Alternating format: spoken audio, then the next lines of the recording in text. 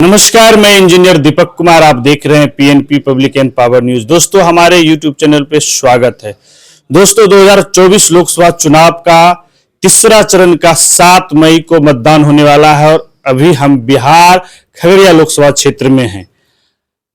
खगड़िया लोकसभा क्षेत्र का भी चुनाव 7 मई को होने वाला और यहां जो है 2 गुट में टसन जो है इस बार एनडीए के उम्मीदवार जो है राजेश वर्मा है और इंडिया गठबंधन के उम्मीदवार जो है संजय कुशवाहा जी हैं। क्या लगता है खगड़िया की जनता का मिजाज क्या है?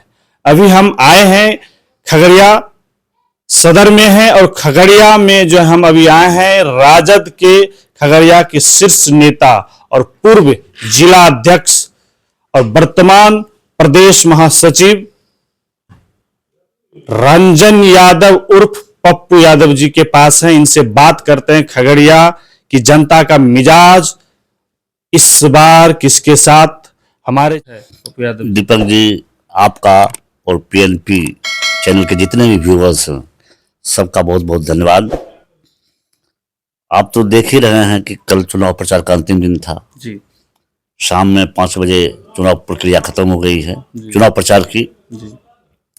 और हम लोगों ने पूरे लोकसभा क्षेत्र में महागठबंधन के जो प्रत्याशी हैं श्री संजय कुशवाहा जी, उनके समर्थन में राष्ट्रीय जनता दल सहित महागठबंधन के सभी दलों ने जी तोड़ मेहनत की है और जो सुदूर इलाका है जहां आज तक कोई नहीं जा पाया है वहां जाके भी हम लोगों ने प्रचार प्रसार किया है। तो क्या इस बार जनता का मिजाज कैसा? आप लोग घूमे तो क्या लग रहा है, बदलाव के मूड में है? देखिए दीपक जी, जो देश के हालात हैं आपके सामने हैं, देख रहे हैं जी। नरेंद्र मोदी जी ने जो पिछले 10 वर्षों का जो उनका शासनकाल है उनमें जो उन्होंने वायदे किए थे, जो उनका कार्यशैली है, वह हर मोर्चा पर विफल साबित हुए हैं।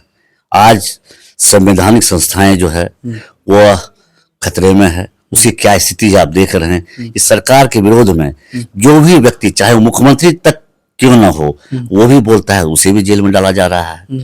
उनकी जो सह संस्थाएं हैं ईडी, सीबीआई या इनकम टैक्स, जो भी आप देख रहे हैं, सभी संस्थाएं बीजेपी की एक तंत्र बन के रह गया है।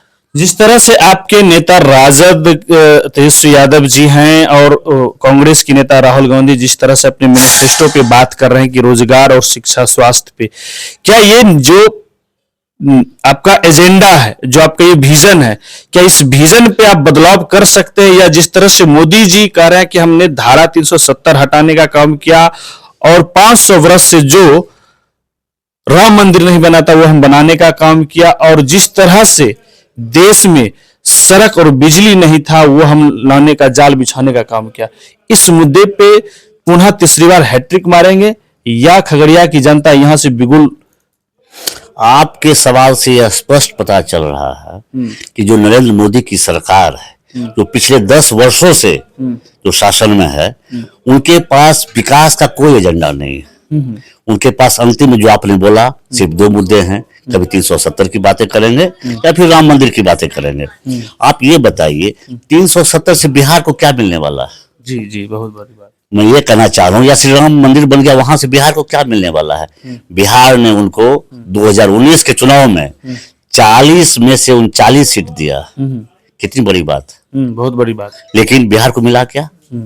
क्या बिहार को विशेष शासन का दर्जा मिला? लग रहा है कि नरेंद्र मोदी जी बिहार के साथ सौतेला व्यवहार किए हैं। क्या सौतेला व्यवहार नहीं कर रहे हैं, बिहार को बिल्कुल अपने विकास के लिस्ट से बाहर कर चुके हैं। बिहार को वो एक शत्रु राज्य के रूप में ले रहे हैं, ठीक है। और जिस राज्य ने उनको 39 सांसद दिए, उस राज्य में अभी भी आपका जो प्रतिनिधि है पप्पू जी, उनका जो प्रतिनिधि है राजेश वर्मा, वो कह रहे हैं कि हम विकास का जो है ना, जो नहीं हुआ है वो इस बार अगर हम जीतते हैं तो विकास की गंगा बहेगा खगड़िया के जिला में, और जो नहीं हुआ है हम वो लाने का काम करेंगे।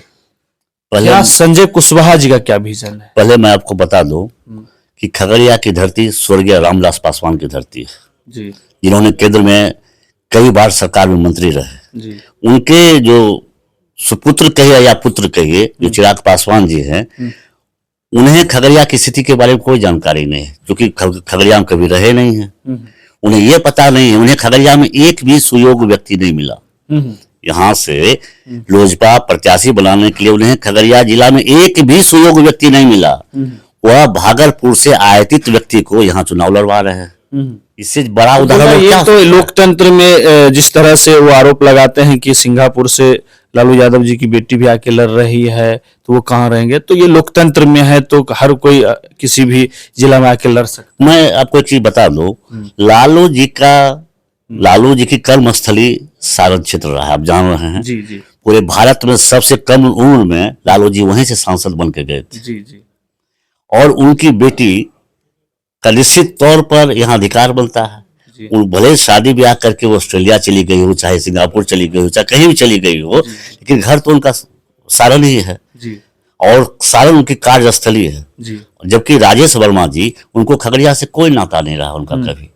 वो एक स्वर्ण व्यवसायी है, हीरा व्यवसायी है, और व्यवसाय के रूप में आपने देखा होगा कि किस ढंग से लोजपा का टिकट बिका मार्केट में, वो तो सर्वविदित है। ठीक है, अगर संजय यादव इंडिया गठबंधन का कैंडिडेट जीतता है तो क्या संजय कुशवाहा जी अगर जीतते हैं तो क्या खगड़िया की इंफ्रास्ट्रक्चर ज्योग्राफी पे काम होगा, बदलाव होगा? संजय कुशवाहा जी जो महागठबंधन के प्रत्याशी हैं, यह बहुत ही जमीनी कार्य करता है, क्योंकि इनका बैकग्राउंड भी आप जानते हैं, कांग्रेस पार्टी से आते हैं, सीपीआईएम के उम्मीदवार हैं।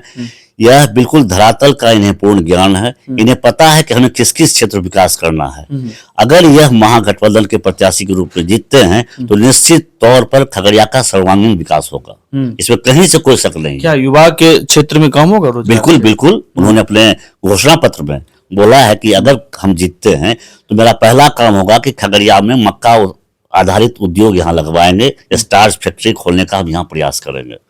उनका पहला। इस तरह से खगड़िया की स्वास्थ्य का स्थिति सुनने में आ रहा है कि वहाँ डॉक्टर का अभाव है, क्या इस पे भी ध्यान रखेंगे? देखिए, बिहार सरकार तो हर मोर्चे पर विफल ही है। आज तक जो नीतीश कुमार की सरकार है, अगर आप इसमें से तेजस्वी जी के 17 महीनों को हटा दे तो हर मोर्चे पर विफल सरकार है। 17 महीने में जो तेजस्वी जी ने रोजगार के क्षेत्र में, स्वास्थ्य के क्षेत्र में, या जो इंफ्रास्ट्रक्चर क्षेत्र में जो इन्होंने काम किया है, आप उसका मुकाबला नीतीश जी के 17 वर्षों से आप नहीं कर सकते।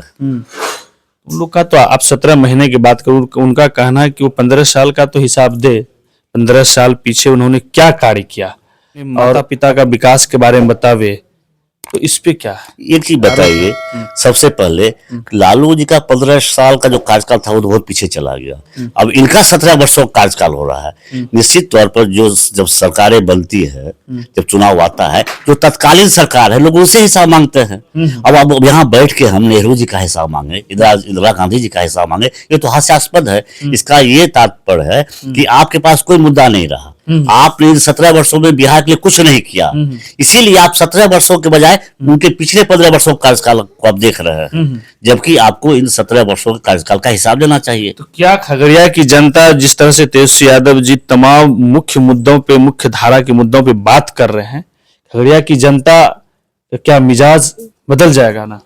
खगड़िया में एंटी मोदी हवा चल रही है, क्योंकि मोदी जीत कर हम 400 पार की गारंटी है। नहीं, पिछले कुछ दिनों में आप देख रहे होंगे कि मोदी जी कभी नहीं बोल रहे हैं कि 400 पार करेंगे। अब इनका 400 मुद्दा खत्म हो गया। जी बिल्कुल। आप उनका पिछला रिकॉर्ड मुझे बताइए, जो आए थे 3-4 भाषण जो उनका बिहार में हुआ या चाहे देश के किसी कोना में हुआ, उन्होंने कभी नहीं कहा कि हम 400 सीट जीतेंगे।